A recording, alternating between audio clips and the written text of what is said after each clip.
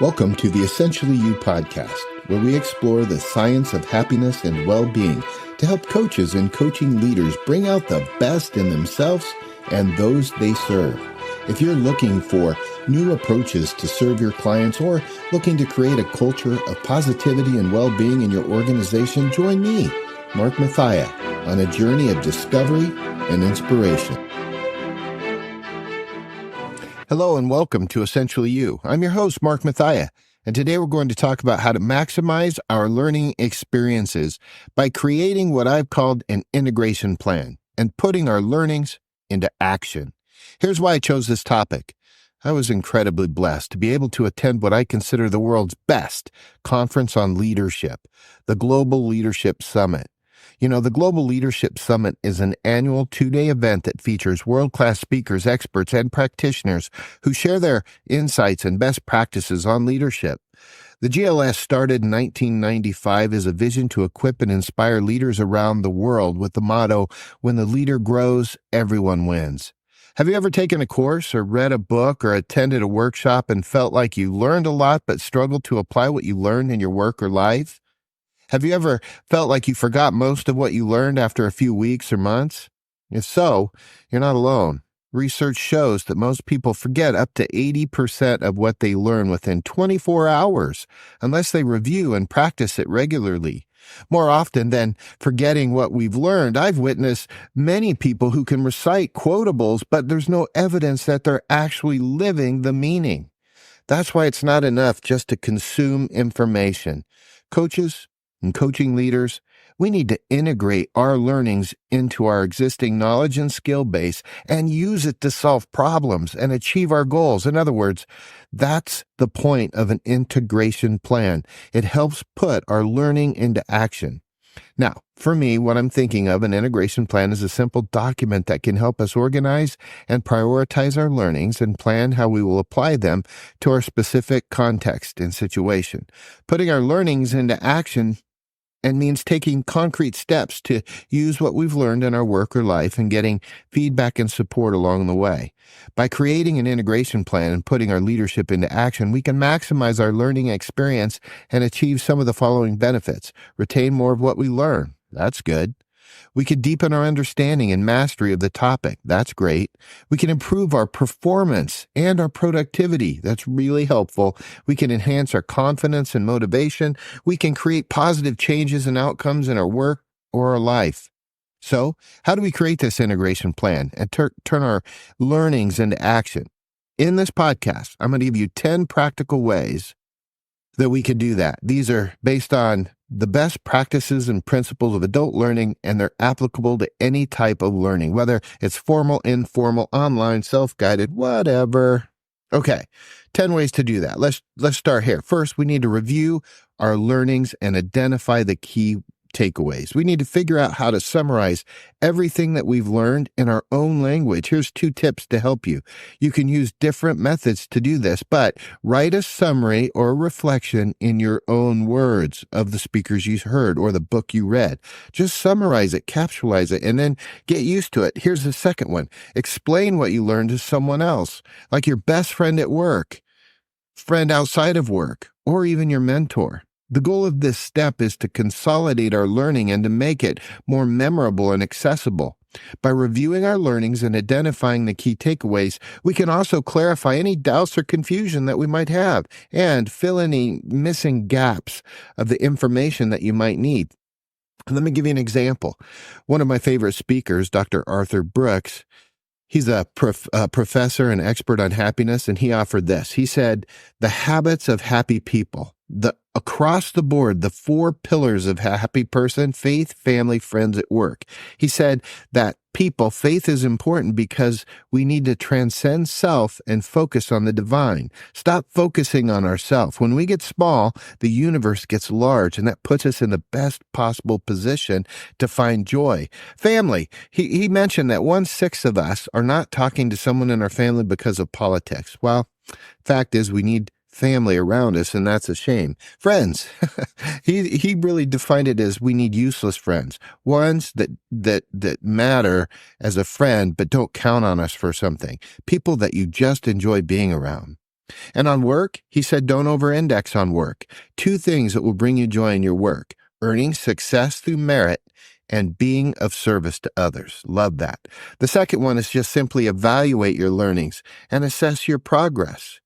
The second step to the integration, man, means put your learning into action and evaluate how you're doing and how you're moving. This means measuring how well you've mastered what you've learned. Okay, so here's how you do it. Couple ways. One, compare your pre-learning and post-learning performance. So how do you show up on Monday? What's changed? What are the results, and what impact can you see from that learning? Or you could use a scale and just rate your level of competence in those things as you go forward. As you get more confident, know you're making progress. The goal of this step is just to validate your learnings and identify your strengths and maybe your weaknesses. By doing this, you can really recognize areas you can improve on and move to great. I enjoyed Will Gardera, who's the author of Unreasonable Hospitality. He said this: as we pursue big goals, it will unfold around you. Pre-meal, or the pre-huddle before service in a restaurant, is an opportunity to serve others and ignite a movement. We often have those little stand-ups or meetings and don't think about this, but what he recommended is really easy. Slow down and be present in the meeting. Stop taking ourselves too serious and recognize that one size doesn't fit all. The third is set your goals and define your outcomes. This is big. Third step is to really create goals. Here's two things: using the WHOOP framework to make your goals, which WHOOP stands for wish, what do you wish for? Outcome, what do you want the outcome to be? Obstacle, what gets in the way? And creating a plan. Or using the GROW framework to make a difference as well. GROW is set a goal. What's the reality? What are your options? And do you have the will to follow through on it? The goal of this step is to align your learning with goals and outcomes. By setting up these goals and outcomes, you can increase your motivation to put your learnings into action. By the way, from the GLS royalty, I always call him royalty, Pastor Craig Rochelle said, when we have permission to obsess. In order to say yes to great things, we need to learn to say no to other things. Obsessive leaders is doing less better. The most successful leaders don't grow with their yeses, rather it's with their no's. Grow with our no's. Create don't-do list and make yourself the freedom to eliminate the things that aren't in alignment. Some practical suggestions around this is just realizing, what are the things I shouldn't be focused on? What am I doing? Because you want to be like, and he used Nehemiah. He said, I'm doing a great work and I can't come down. Nehemiah said that when he was building a wall and he was being summoned. Do you have work that you're so focused on that you can't come down? Ah, what a great saying. Okay, 4. Plan your actions and prioritize your tasks. This is just getting really serious about it.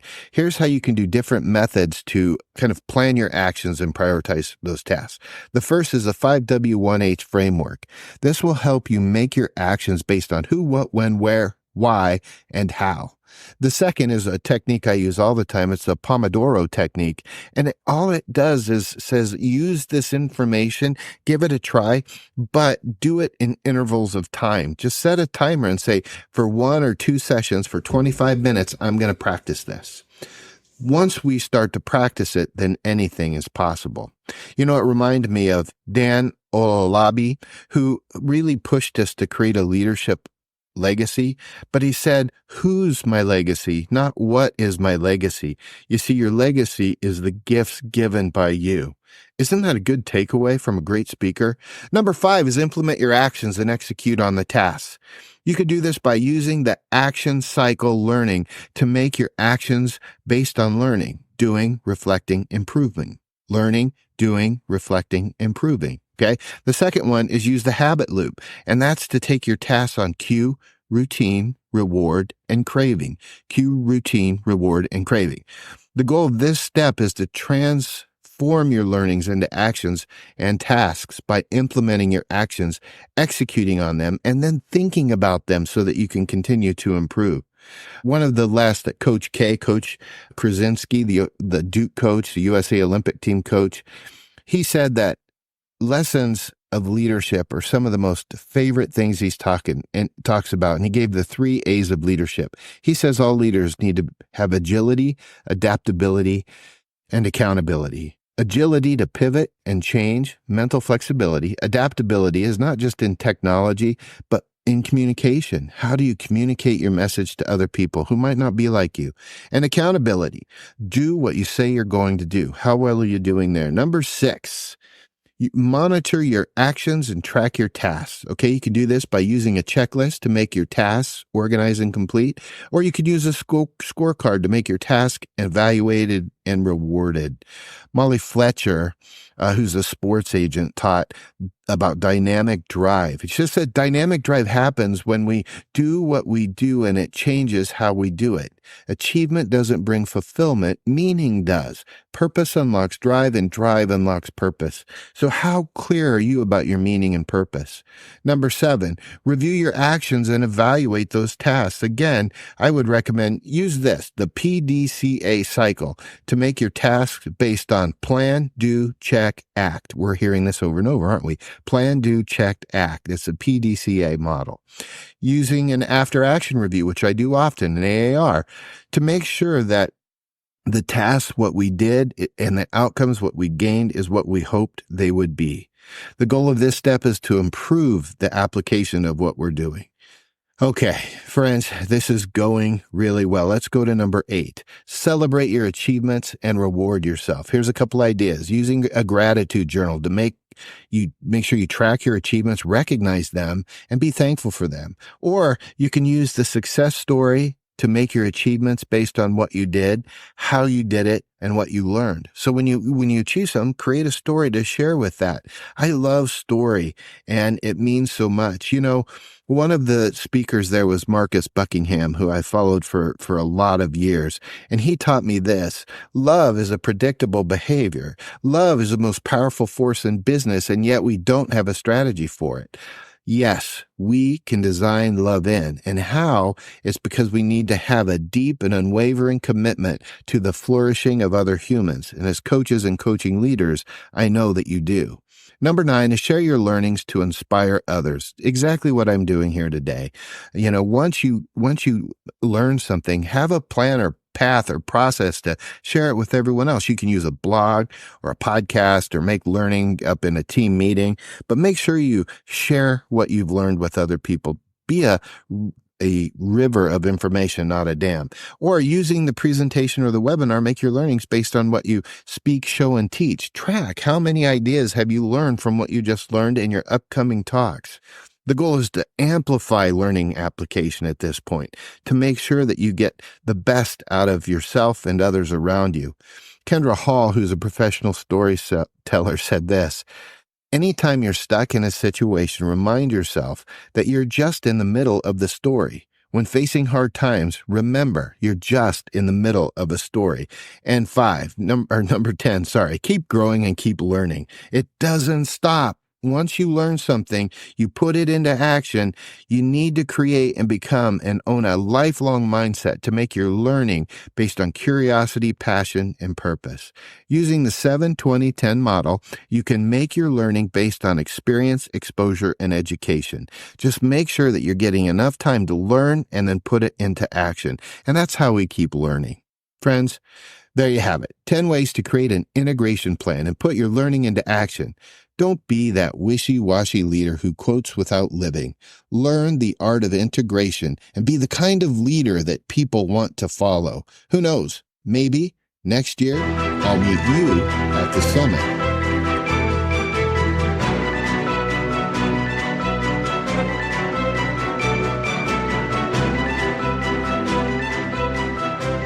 And now it's your turn to get out there and thrive in life.